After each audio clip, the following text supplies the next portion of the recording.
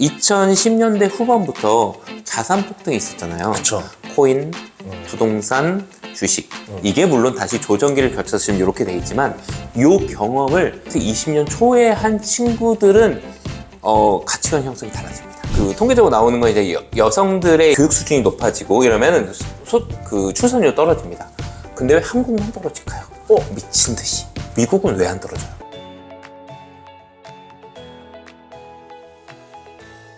직장에 대한 개념이 완전 달라요. 그러니까 예전에는 이 어쨌든 20년간 투자를 했고 대학을 갔다면 좋은 직장을 갖는 게 목표였는데 지금은 가급적 안 가려고 해요. 경제적 자유를 이룰 수가 없거든요. 그 나이대 세대들은 왜 자꾸 경제적 자유를 누리려고 그래요? 이유가 뭐냐면 네. 지금 소장님께서 얘기한 거에서 있는데 자산 가격이 올라가고 네. 여러 가지 금융소득이 올라가고 네. 요거에 대한 것들의 이제 비중이 높아지고 이제 기울기가 높아지면 근로소득에 대한 상대적인 의존성이나 중요도가 떨어진다고 하잖아요. 이겁니다. 지난 10년간 무슨 일이 있었냐면 2010년대 후반부터 자산 폭등이 있었잖아요. 그쵸. 코인, 부동산, 주식. 이게 물론 다시 조정기를 거쳐서 지금 이렇게 돼 있지만 이 경험을 20년 초에 한 친구들은 가치관 형성이 달라집니다. 그 회사가 싫은 건 아니에요. 돈을 많이 주는 직장은 여전히 더 좋아요. 근데 그런 게 한계가 있고 몇 년 사이에 또 공채도 사라지고 있잖아요. 그러니까 그 기회가 급격하게 사라지고 내가 할 수 있는 거는 중소기업 들어가면 냉정하게 얘기하면 제 주위에도 경력 단절했다 중소기업 다시금 되게 많거든요. 여전히 월급이 최소 시급하고 비슷해요. 그러니까 각이 안 나온다는 얘기죠. 문화 자체도 막 까라면 까는 문화 여전히 남아있고 이러니까 여기는 가급적 안 해요. 그러니까 지금 뭐가 있냐면 그냥 쉬는 친구들이 되게 많아진 거예요. 여전히 많아지고 있고 통계적으로도 더 많아질 거라고 생각합니다. 저는 또 이 친구들 특징 느꼈던 것 중에 하나가 이제 경제적인 관점에서 좀 이야기를 해보면 돈에 많이 집착을 한다는 생각이 좀 들었거든요.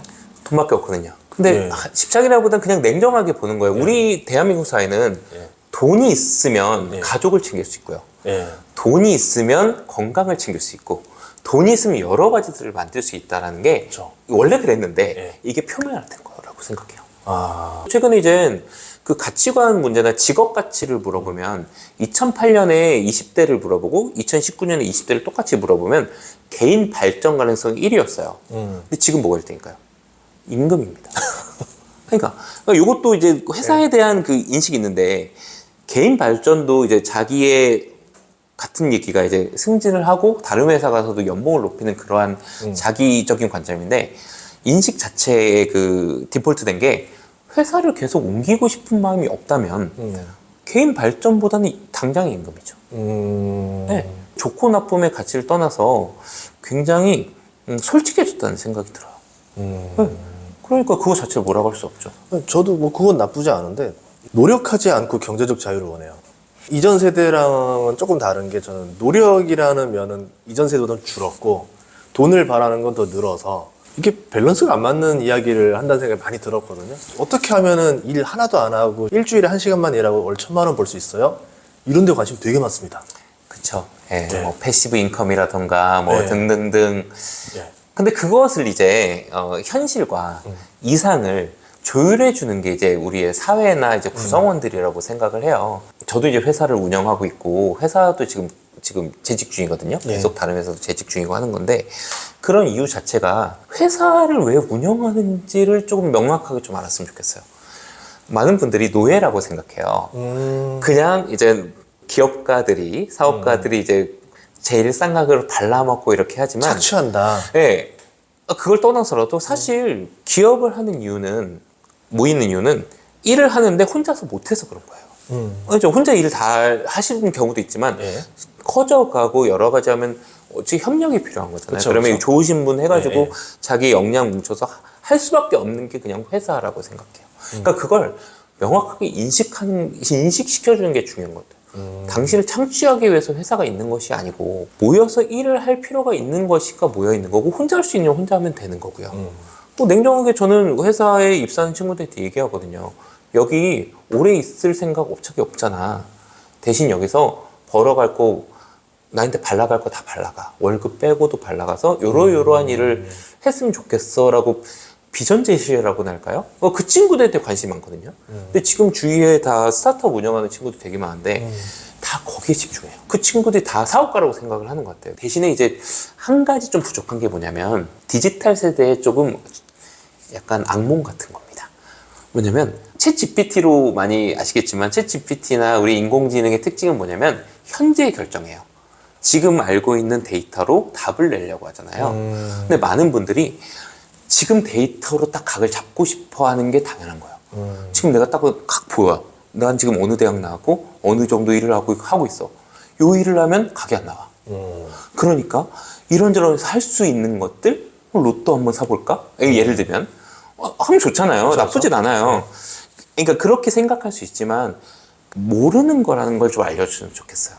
지금 상태에서는 당연히 각이 안 나오지만 인생을 모르는 거고 지금 여기서 적당한 회사에서 월급 자체는 적지만 여기서 어떤 경험을 하느냐에 따라 퀀텀 점프를 할 수도 있고 왜냐면 예전에 10년 전, 15년 전 했을 때는 답이 없을 수도 있잖아요. 답이 있을 거라 생각하지 않았죠. 아, 그렇죠. 네, 그냥 일만 했었죠. 맞아요. 네, 진짜로. 페이스북 창업자나 이런 친구들이 다 얘기하는 거거든요. 지금 모르는 거예요. 그러니까 디지털의 속성은 지금 알아야 되는 거지만 이걸 좀 알려주는 게 필요한데 말로 알려주지 마시고요. 행동으로 좀 알려줬으면 좋겠어요. 예를 들면 바쁘시고 하지만 직원들이 성장이 필요하다면 이러이러한 조언을 해줄 수도 있고 근데 이런 사람들이 그 회사 가서 계속 잘 나가면 따릅니다. 저는 특정 세대를 떠나서 그 시대에는 다 살기 위한 합리적 선택을 하려고 노력한다고 생각해요. 물론 다 합리적은 못하지만 그렇다고 한다면 지금 흘러가는 것들이 그들이 원인이라고 생각하면 안 돼요. 그들은 처방전의 결과가 지금이에요. 왜 애를 안 낳냐? 그들 탓을 할 게 아니라 그들의 합리적인 결과가 모여있는 게 지금일 뿐이죠. 그렇게 생각하는 게 맞다고 생각해요. 그러면 어떻게 보면은 이게 단순히 세대 갈등으로 뭐 이런 문제로 해결될 것들이 아니라 종합 선물 세트에 나온 결과기 때문에 근데 이대로 갔을 때 또 넥스트가 어떻게 될지 그러니까 어떻게 될까요? 부정성이 많죠. 근데 저는 위기이자 기회라고 생각하는데 글을 쓰고 유튜브를 만들고 지금 이렇게 하나하나 하는 거 다 일이거든요. 예. 하나하나가 어긋나면 망가지는 거예요. 근데 많은 것들이 하다가 말아요. 1은 1이 돼야 되는데 0.9에서 하면 1이 아니거든요. 그러니까 그런 것을 경험상으로 모르는 것들이 있을 수 있다고 생각을 해요. 그러다 보니까 기회는 뭐냐면 다 이제 허상만 쫓는 친구들이나 불나방만 쫓는 친구들이 많다고 하면 예를 들면 그런지 모르겠지만 누군가는 성공이 더 쉬워지겠죠. 누군가는 오히려 더 이런 인식이 있죠? MZ세대 뭐 이렇게 인식이 있죠? 난 더 열심히 합니다. 예를 들면 나는 더 갑니다. 그러면 더 기회가 있을 거예요. 네. 그러니까 그게 다 저는 균형의 문제지. 문제는 없다고 생각하거든요. 또 개인도 마찬가지죠. 이제 어떤 걸 생각했냐면 딱 지금 우리 Z세대, MZ세대가 뭐와 함께 동행을 했냐면 SNS랑 동행을 했어요. 아, 네. 싸이월드, 추억 돋네. 예, 페이스북, 인스타 이 세 개가 어떻게 보면은 비교하는 문화를 많이 나왔다 싶어요. 예전에는 어떤 친구가 나 미국 놀러 갔다 왔어 그런가 보다 그냥 이제 먼 나라 이웃 나라 생각했는데 갑자기 이게 사진으로 탁 뜨면서 화려한 미국의 사진 딱 이런 거 보여주면 쟤랑 나랑 별반 차이도 없는데 쟤는 미국을 가고 나는 못 가네 이러면서 이게 비교가 되고 자꾸 나도 가야 될 것 같고 이제 그러다 보니까 본인이 더 못 가면 스트레스를 받고 이제 뭔가 잘된 친구들 좋은 것들만 보는데 그게 소수임에도 불구하고 이게 다수처럼 보이는 거예요. 그러다 보니까 다수가 이걸 따라가고 네. 그러면서 이제 자꾸 낙오감, 열등감이 더 커지는 것 같아요. 네. 행복도가 더 많이 떨어지는 세대라 생각이 되거든요. 네. 그걸 이제 소위 말하는 올려치기 문화라고 하죠.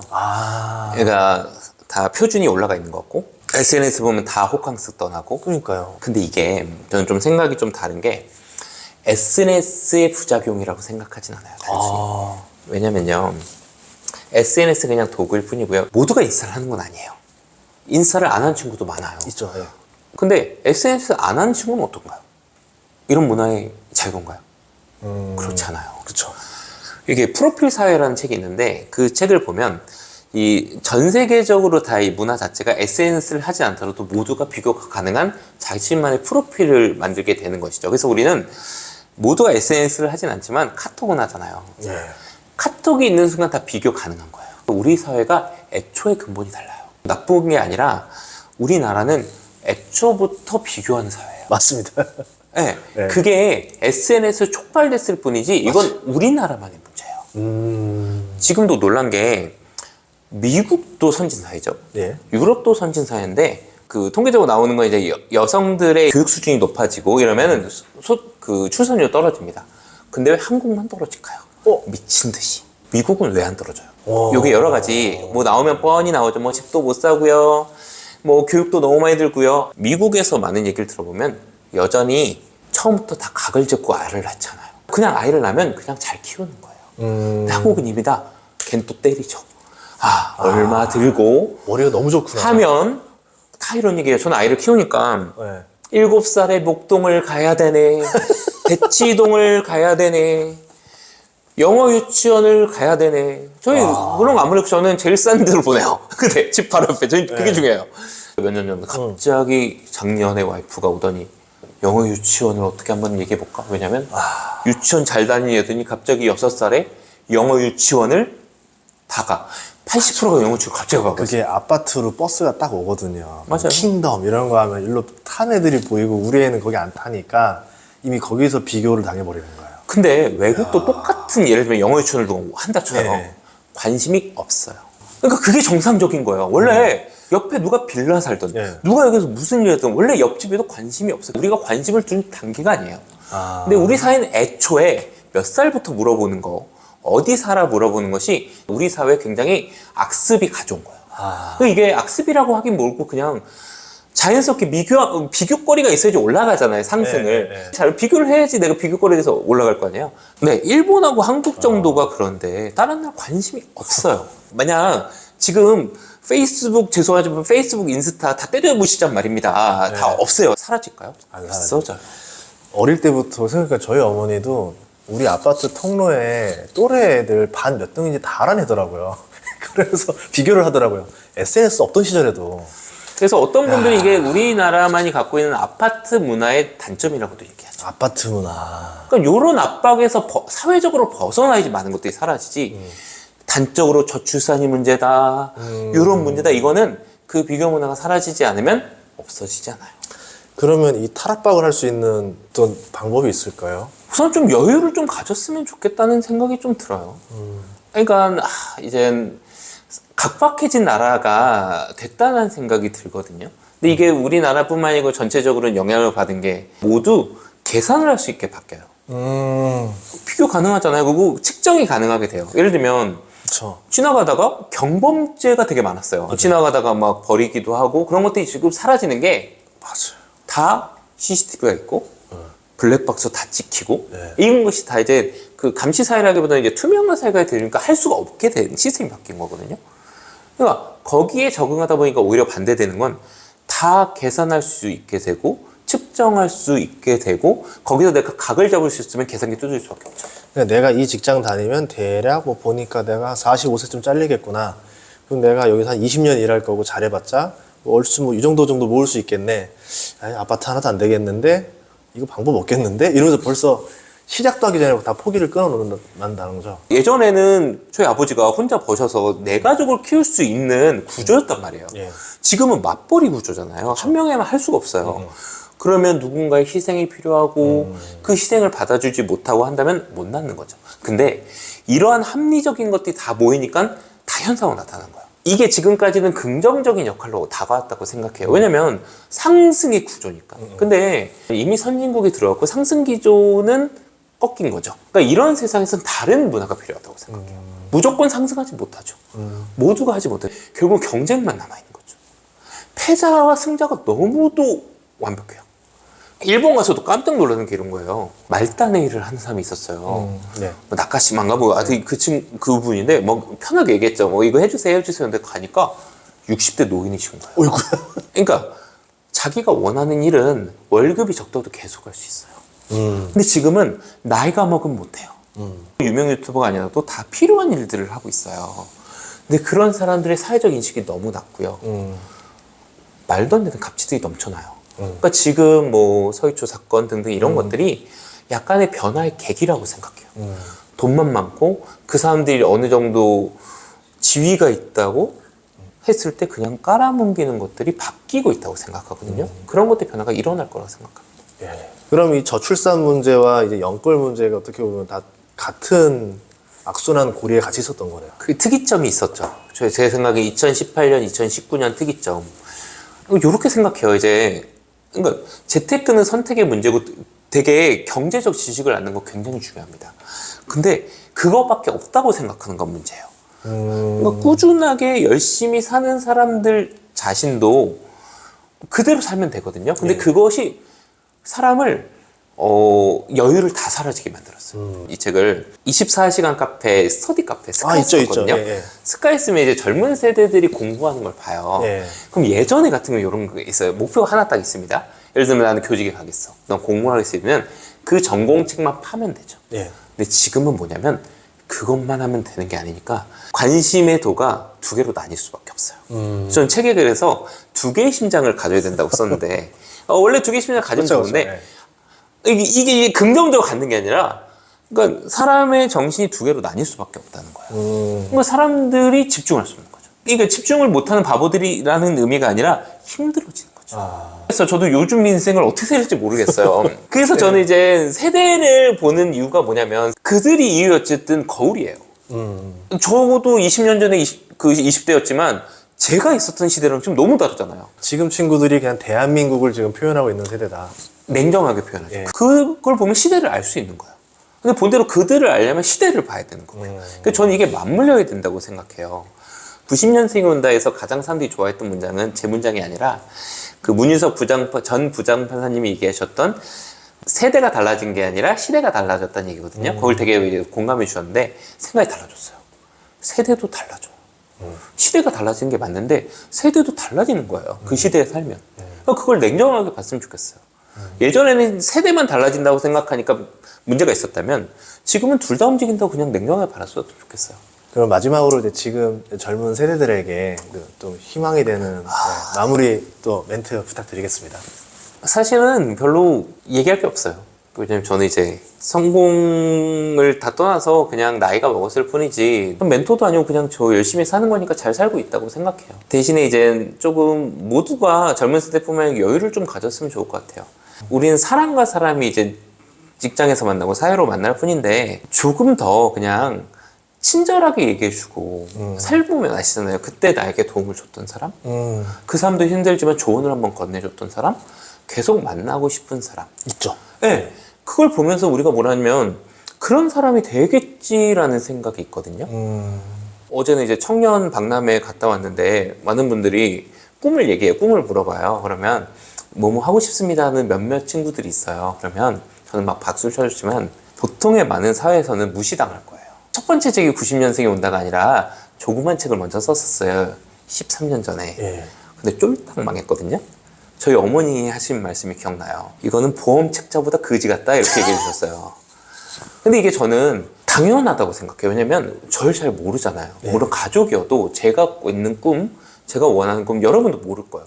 그러면 무시당하면 그럴 수밖에 없는 거예요. 그걸 그냥 디폴트로 받아들이시면 돼요. 단지 기억할 건 그 중에 한 명, 나의 꿈을 알아준 사람, 나를 좀 다정하게 대해준 사람을 기억해 줬으면 좋겠어요. 그러면 우리는 그렇게 될 수 있어요. 저도 되게 지금 이 자리에서 나름 돈도 잘 벌고 잘 하고 있어요. 근데 저 혼자 힘으로 한 게 아니에요. 많은 분들이 저를 키워주셨고요. 보듬어 주셨고 제가 어리석었을 때 실수한 거 다 받아주고 한 번쯤 기회를 더 주신 분들 때문에 제가 살아있는 거예요. 저 되게 사고 많이 쳤거든요. 마찬가지시잖아요. 저도요. 예전에 부족할 때 알려주고 누군가 멘토를 만들어야 된다고 했잖아요. 멘토가 있었던 거예요. 그 사람들이 제 인생을 만든 거죠. 맞아요. 다 모여서. 그러니까 사람이 다 연결돼 있다고 생각했으면 좋겠어요. 진짜 싫은 사람이나 그런 걸 딱 걸러내시고요.